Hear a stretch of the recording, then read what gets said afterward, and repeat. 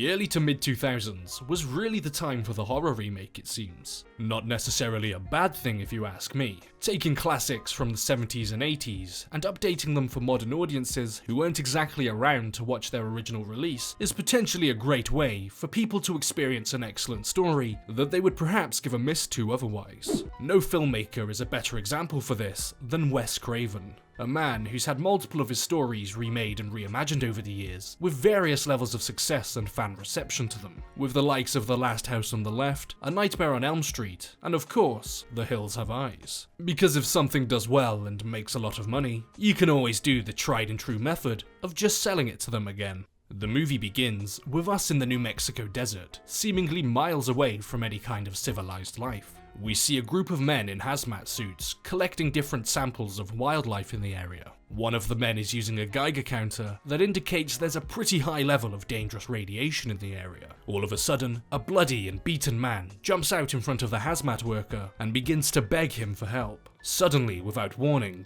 the hazmat suit worker takes a pickaxe right through the back of the skull, and we see another one of the workers take a pickaxe to the back, with the attacker then using it to lift him with ease and repeatedly smashing him against nearby rocks, with the finesse of a toddler having a tantrum. The final man attempts to run for his life, and you think that he just might end up making it out of here. Of course he isn't making it out of here. He is suddenly and violently pulled right back into this horrific situation. In the introduction credit sequence, it then explains to us that between 1945 and 1962, the United States military conducted over 300 nuclear tests in the area, accompanied by video of nuclear detonations, spliced together with images of the local residents affected by the nuclear fallout. All of a sudden, we can then see a pretty run-down looking gas station way out in the middle of the desert. Something wakes the owner, so he retrieves his shotgun, leaves to inspect the area, and begins to call out to someone named Ruby. After not finding anything, he notices a bag left on his porch, to which he responds with, "I told you I'm out. I can't do this anymore,"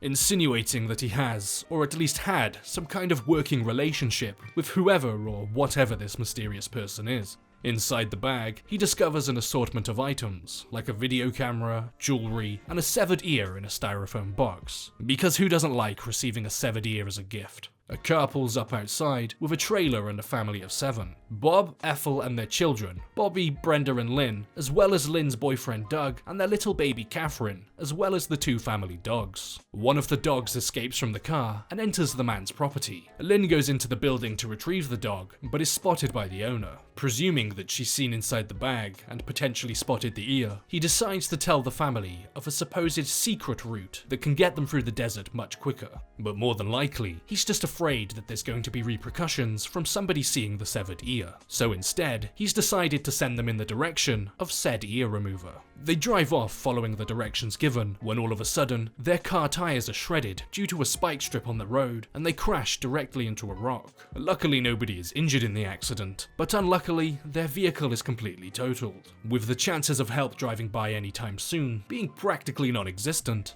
Bob and Doug decide to walk in separate directions to see if they can get some help. After they've left, Brenda accidentally lets one of the dogs out of the trailer and it takes off running into the nearby hills. Bobby goes to retrieve the dog, but as he's out there searching for it, he hears the animal yelp out in pain as if something has happened to it. Incredibly concerned by this, Bobby pushes on to find the animal, but ends up discovering that someone or something has killed the pet and removed its insides. Freaked out and concerned by this discovery, Bobby begins to run back to the camp, but ends up falling off a rock and knocking himself unconscious. We see a young girl approach the unconscious Bobby, and she begins to touch the blood that's leaking from his head wound. But she's not alone, as she looks up to see another man sitting above her, digging into the dog's severed leg, like me digging into a kebab after a long night of drinking. We see that by nightfall, Bob has eventually made it back to the gas station, but we can see that he is being watched and perhaps hunted. Inside, he discovers the severed ear and is immediately alarmed by it, before discovering newspaper clippings on the man's wall detailing that local miners in the area refused to leave when the military began nuking the area back in the 40s, accompanied by more clippings stating that numerous people have ventured out into this desert but were never seen again.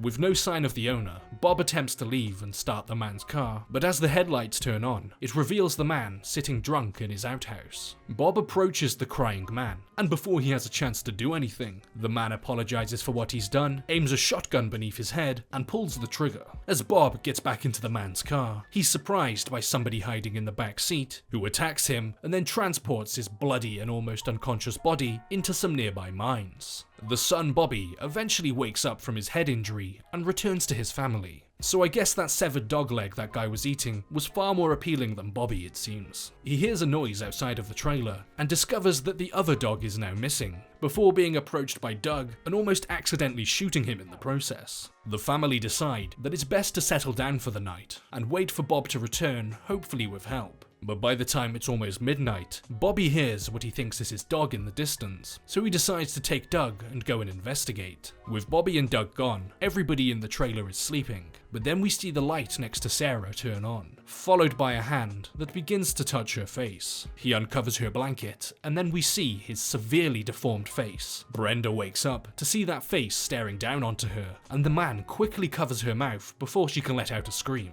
Bobby and Doug begin to walk by the trailer when all of a sudden in the distance, a great big fire is lit, and consumed within the fire is Bob being burnt alive. They sprint towards the fire, and as they're gone, we see a smaller, more nimble man enter the trailer, who then proceeds to go through their belongings, as well as helping himself to their food. But then he spots something that he really likes: a pet bird. So he does what anyone does when they see a pet bird, and decides to bite its head off. After he's done decapitating the local poultry, he turns his attention to Brenda. He makes the bigger man move, punches Brenda in the face, and then begins to sexually assault the woman, as the rest of the family is far too distracted trying to save Bob's life. But during the commotion, Lynn eventually hears the screams of her sister and runs back to investigate. But what she walks in on is the smaller man holding her baby and saying, "This one is fat and juicy." In an attempt to save her baby, she hits him with a frying pan, but he responds by cocking his gun and pointing it directly at the baby.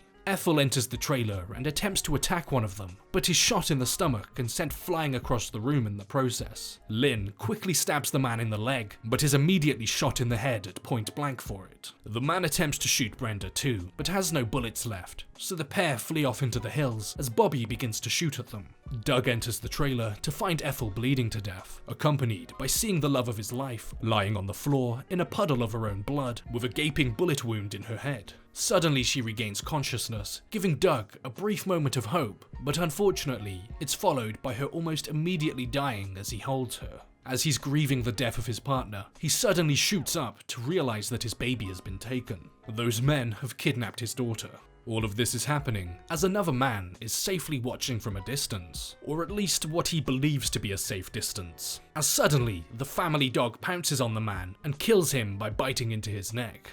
Doug realizes that something needs to be done, and it needs to be done fast. Standing around and waiting won't result in anything other than death when these men attempt to return.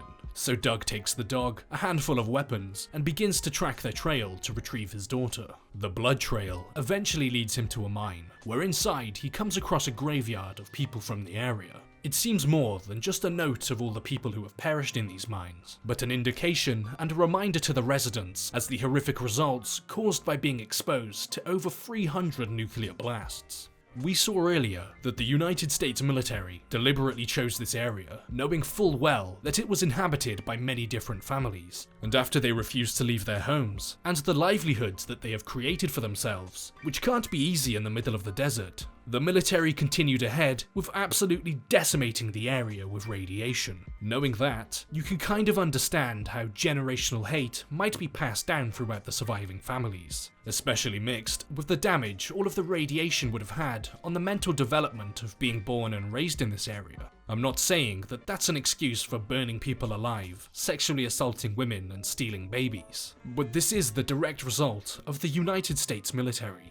They created this problem. After making his way through the mine, he emerges to see a little town off in the distance. The town looks a little out of place and unusual from afar, but as Doug ventures into it, it becomes clear that this town was created by the military to see if it could withstand a nuclear blast. And guess who's taken up residence in it? After noticing a running generator attached to a house, he peers through the window and spots his infant child lying on a bed. But as he's about to enter the house, he's almost spotted by a large man carrying a corpse. After the man passes, he sneaks into the house, and in an incredibly tense moment, he begins to quietly make his way to his child after spotting a woman sitting in another room. After finally retrieving his baby, he must once again sneak incredibly quietly through the building to make his way to the exit. But just as he manages to make it, he is surprised by the woman and knocked unconscious. Somehow still alive, he wakes up in a small confined space, where he then discovers that he's been locked in a freezer with a bunch of severed body parts absolutely covered in blood and guts.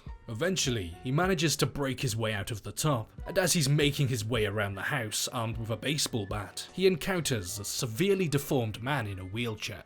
Doug's beyond taking chances at this point, and is about to cave this man's already oddly shaped skull in, when all of a sudden, a hulking man breaks into the room, swinging an axe at him. After narrowly escaping the savage attack, Doug is saved by the dog, giving him the chance to barricade himself into a room. But what Doug doesn't realize is by doing this, he's not locked that man out. He's locked himself in with the man, as he barges through a completely separate wall and picks Doug up by the throat with ease.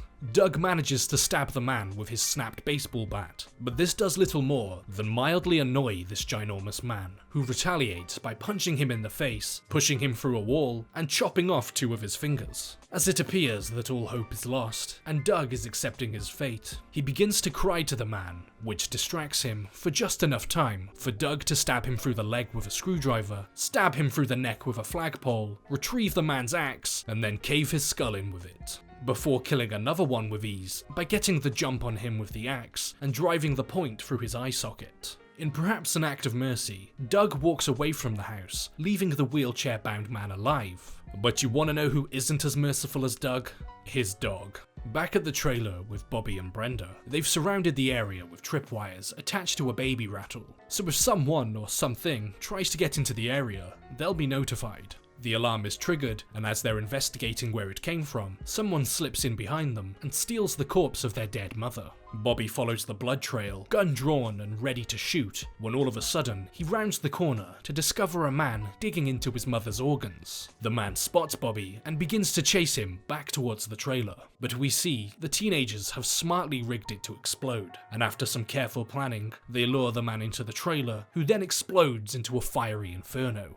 Back with Doug, he spots a little girl running off into the hills with his child, and as he catches up to her, he's ambushed by the smaller, nimble one from earlier. The man savagely and brutally beats Doug, but fails to end his life once again as the little girl runs off with the baby. It appears as if she's trying to keep it safe from the man. Missing fingers and severely beaten at this point, Doug catches up with the pair and proceeds to beat the man with the butt of his shotgun before unloading multiple shots into his body. The girl hands over the baby, but as she does, the man stands up behind them and begins to aim the weapon at Doug and his baby. But before he has chance to shoot them, he is tackled off the cliff by the girl, where they then both plummet to their deaths. Bobby and Brenda investigate the scene of the explosion and discover that the man is somehow still alive, but is impaled in place on a metal spike. After taking a point-blank gas explosion to the face and a metal bar through the torso, this man shows no sign whatsoever that he's going to stop fighting. That is, until Brenda grabs his pickaxe, sprints over to him, and with no hesitation, firmly plants it into his brain. Believing that they're the only 2 survivors, they're about to leave the area. But just before they do, they notice Doug, the baby, and their dog in the distance. But as you think that after all of this hardship and finger slicing, they finally made it out of this. But it's then revealed that someone else has been watching them from a distance. And then it ends. While on the surface, it's incredibly clear that this is a good old-fashioned, be horrifically attacked and then enact brutal revenge story, but there's far more subtlety below the surface than just that. It's a good excuse to show us multiple horrific and disturbing scenes that make us root for the protagonists and despise the antagonists, and when they finally do get their comeuppance, it does succeed at providing the viewer with some well-deserved satisfaction. But like any other good horror movie, there's usually a deeper message hidden beneath its barbarity. While the original story is loosely based on a Scottish clan who murdered and cannibalized people during the Middle Ages, and people have also drawn parallels between the cannibalistic tribe and the horrors of the Vietnam War, it's also a pretty strong statement about the non-direct impact of nuclear weapons, a hot topic and a very real thought in people's minds at the time of the original's release, considering that at the time, the Cold War was ongoing. The world had already seen the direct horrors of the atomic bomb, and it wasn't pretty. A lot of the world was living in fear due to the prospect of a nuclear attack, and this movie demonstrates the possible impact of such an event, proving that it isn't just a one and done thing. The bomb doesn't just drop, everybody dies, and that's it. It's a looming plague, an evil sickness that never subsides, and an absolute horror for anybody who has the misfortune of experiencing it. It's just that the movie decided to ramp it up even further by including generational isolation into the factor and a deep hatred for the outside world. Before we wrap things up, I'd like to give a big shout out to my patrons. Thank you to Dom, Bort, Hunters263, Caleb Barnaby, Rebecca Pitts, Benz, Total Drama Rebooted, A Dandy in Space, Martin Brannan, Natasha Twyman, Rinand Whiskey, Jarrett C. Bees, Nicholas, Pascal Mathis, John, Alex X. Jackson, Tajvir Sandhu, and Chucky Dodd. YouTube isn't exactly fond of the type of content that I put out, so chances are it gets demonetized or copyright striked anyway. So your guys' continuous support to the channel is more help than you could ever possibly imagine, so thank you so much for your support. The channel's also got a Discord, so if you'd like to discuss this movie, or other movies in general with like-minded people, there is a place where you can come together to do just that. And if you'd also like to leave a recommendation for the series, that'd be the best place to go about doing so. So once again, thank you so much to my patrons, and thank you to everyone else for watching.